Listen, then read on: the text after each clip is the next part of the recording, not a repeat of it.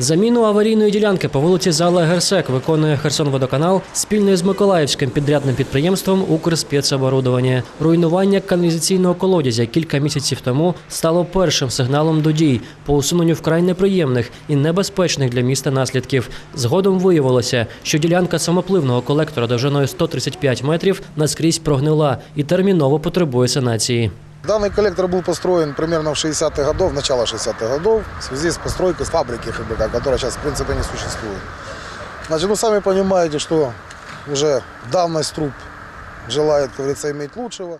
Даний колектор був прокладений приблизно на початку 60-х років у зв'язку із будівництвом фабрики ХБК, якої вже давно не існує. Самі розумієте, що часу пройшло чимало, а термін експлуатації труби розрахований на 50 років. Пройшло вже більше часу.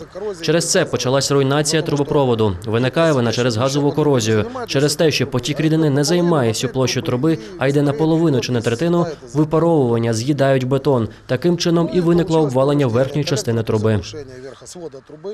Сам трубопровід залягає на значній глибині – 9 метрів, а Херсонводоканал не має відповідного оснащення. Тож залучили підрядне підприємство з Миколаєва, яке має чималий досвід з проведення подібних робіт, в тому числі і в Херсоні. Всередину старого трубопроводу буде протягнений новий, сучасний. Перебоїв із водопостачанням чи водовідведенням місцеві жителі не відчують, пообіцяли співробітники підприємства. Роботи планують завершити до зими. Коллектор действующий, то есть токи по нему продолжают идти, никто его не отключал, не делали никакую перекачивающую обводную линию. То есть работы выполняются на действующем коллекторе.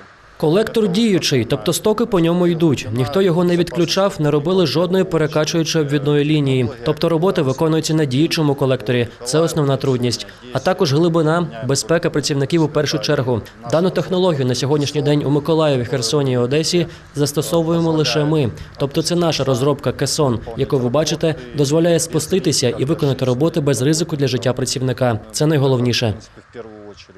Водоканал дякує керівництву міста за своєчасну фінансову допомогу і оперативне реагування. Адже на заміну ділянки самопливного колектора для запобігання небажаних екологічних наслідків з міського бюджету було виділено 1,5 мільйона гривень.